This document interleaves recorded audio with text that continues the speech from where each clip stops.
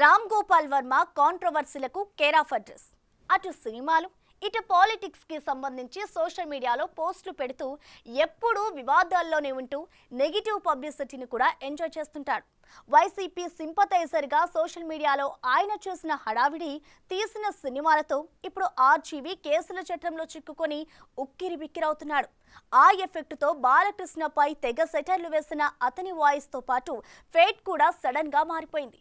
బాలయ్య నటించిన డాకు మహారాజ్ టీజర్ పై పొగడ్తల వర్షం కురిపించిన ఆర్జీవి కూటమి పెద్దల్ని ప్రసన్నం చేసుకునే ప్రయత్నం చేశాడు. అయితే చేసిన అతి ఊరుకునే పోతుందా అన్నట్లు అతను పోలీసుల విచారణకు హాజరవ్వక తప్పడం లేదు. ఇప్పుడు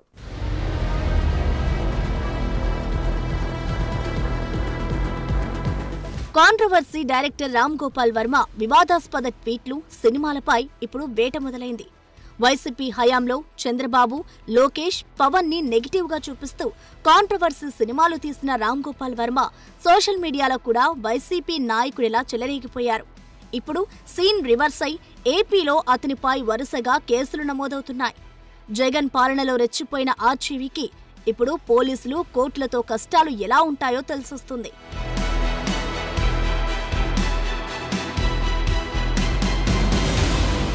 వాస్తవ దూరమైన కథలతో సినిమాలను తెరకెక్కిస్తూ ఎప్పుడూ వివాదాలతో సాహసం చేసే ఆర్జీవి రాజకీయం నేపథ్యంలో పలు సినిమాలను కూడా తెరకెక్కించారు.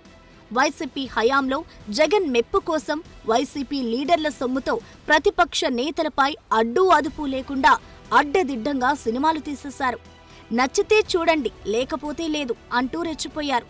అలాగే సోషల్ మీడియాలో యాక్టివ్గా ఉండే అతను ఎవరిని వదిలిపెట్టకుండా అవమానకరమైన పోస్టులు పెట్టి కాంట్రవర్సీలకు కేర్ ఆఫ్ అడ్రస్గా మారారు. కొంతకాలంగా ఏపీ ప్రభుత్వం సోషల్ మీడియాలో అసభ్యకరమైన, అభ్యంతరకరమైన పోస్టులు, ట్వీట్లు చేసిన వారిపై కఠిన చర్యలు తీసుకుంటోంది. కేసులు నమోదైన వారిని పోలీసులు అరెస్ట్ చేస్తూ వస్తున్నారు. ఈ వ్యవహారంలో ఎక్కువగా వైసీపీ సానుభూతి పరుల మీదే కేసులు నమోదవుతున్నాయి. ఇప్పుడు డైరెక్టర్ రామ్ గోపాల్ వర్మ పైన కేసులు నమోదవడం హాట్ టాపిక్ గా మారింది. అప్పటి వరకు కేసులకు భయపడేదే లేదని తెగ ప్రగల్భాలు పలికారు రామ్ గోపాల్ వర్మ.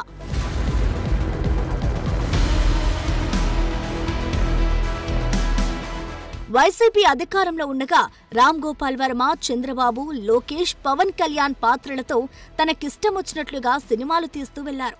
వారితో పాటు నందమూరి బాలకృష్ణపై కూడా సోషల్ మీడియాలో తెగ సెటైర్లు విసిరారు.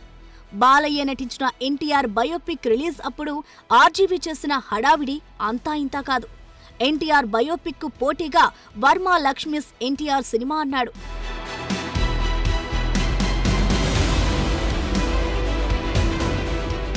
ఆ తర్వాత ఏదో సందర్భంలో బాలకృష్ణతో రోజా దిగిన సెల్ఫీని ట్వీట్ చేసి బాలయ్యపై తెగ సెటైర్లు విసిరాడు. రోజా అందంగా ఉందంటూ పొగిడిన వర్మ బాలకృష్ణను దిష్టిబొమ్మ అంటూ ట్రోల్ చేయడం గమనార్హం. సెల్ఫీలో రోజా అతనికి హీరోలా కనిపించిందట. ఆమె కుడి పక్కన విగ్ లేకుండా ఉన్న బాలకృష్ణ ఎవరో తనకు తెలియదన్నట్లు కామెంట్లు పెట్టాడు. ఆ ట్వీట్లో అందమైన రోజా గారి పక్కన కూర్చొని ఆ ఫోటోను నాశనం చేసిన ఈ వ్యక్తి ఎవరో మీరు చెప్పగలరా అంటూ మరో ట్వీట్ చేసిన ఆర్జీవిపై బాలయ్య అభిమానులు అప్పట్లో తీవ్రంగా మండిపడ్డారు.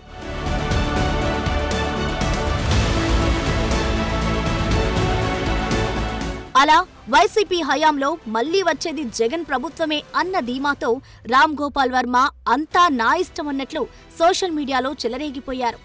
దాని పర్యావసనాలు ఎలా ఉంటాయో ఇప్పుడు తెలిసి వస్తున్నాయట. తనపై కేసులు పెడితే అవన్నీ తప్పుడు కేసులంటూ నానా హడావుడి చేశాడు. పోలీసులు నోటీసులతో వెళ్తే దాగుడు ముతలాడాడు. తర్వాత పోలీసు డిపార్ట్మెంట్నే టార్గెట్ చేశాడు. అరెస్ట్ నుంచి తప్పించుకోవడానికి న్యాయస్థానాల్ని ఆశ్రయించాడు.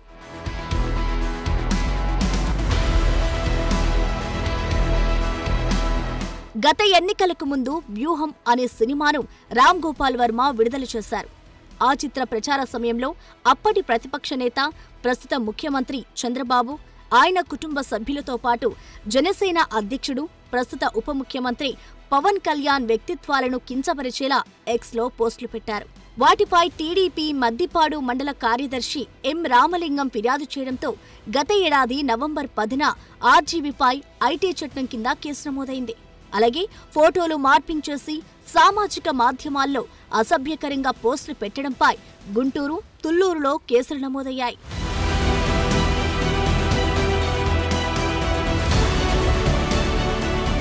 వర్మపై తెలుగు రాష్ట్రాల్లోని పలు పోలీస్ స్టేషన్లలో కేసులు నమోదైనా ఎక్కడా ఆయనకు నోటీసులు అందలేదు. తొలిసారి ఒంగోలు రూరల్ స్టేషన్ పోలీసులు హైదరాబాద్ ఫిలిం నగర్లోని ఆయన కార్యాలయానికి వెళ్లి నవంబర్ 13న మొదటిసారి నోటీసులు అందించారు. ఆ రోజు కుదరదని మరో తేదీన వస్తానని చెప్పి ముఖం చాటేశాడు. ఆ తర్వాత తాను బిజీ షెడ్యూల్లో ఉన్నానని మరో తేదీ ఇవ్వాలని కోరారు.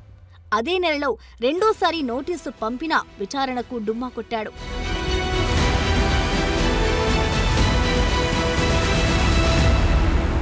దాంతో ఒంగోలు రూరల్ పోలీసులు వర్మను అరెస్ట్ చేయడానికి హైదరాబాద్ వెళ్లారు.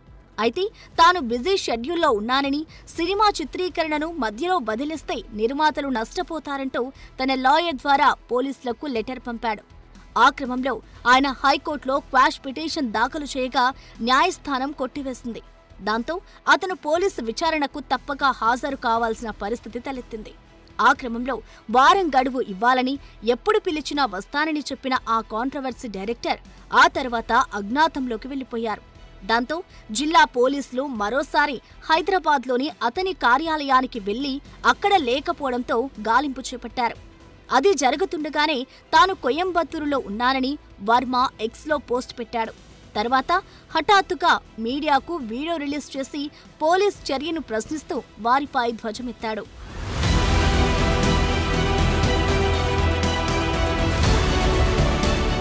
ఆ క్రమంలో డిసెంబర్లో హైకోర్టు తీర్పు వచ్చింది. పోలీసుల దర్యాప్తునకు సహకరించాలని, వ్యక్తిగతంగా హాజరై సంబంధిత పత్రాలు సమర్పించి బెయిల్ పొందాలని వర్మకు సూచించింది. దాంతో ఫిబ్రవరి 4న విచారణకు రావాలంటూ ఒంగోలు ఎస్పీ ఏఆర్ దామోదర్ అతనికి తాజాగా నోటీసులు పంపించారు. వాటిపై ఆర్జీవీ స్పందిస్తూ తాను ఫిబ్రవరి 4, 5న రాలేనని, 2 నుంచి 7 మధ్య మిగిలిన ఏ రోజైనా వస్తానని అభ్యర్థించాడట. చివరికి వచ్చే నెల 7న ఒంగోలుకు రావాలని ఎస్పీ ఆదేశించడంతో రామ్ గోపాల్ వర్మ చెయ్యగలిగిందేమీ లేక Ongole వస్తానంటున్నాడట.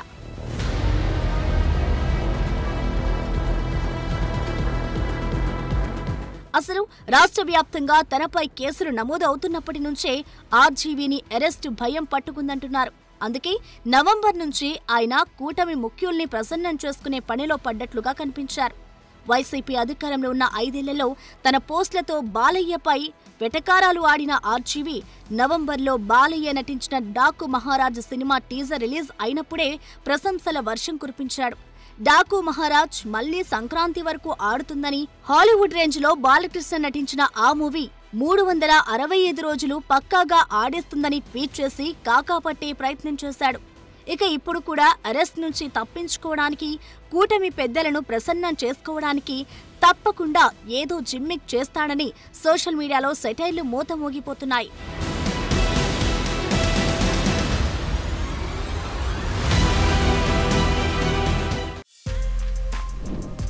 For more videos like this, subscribe Big TV channel.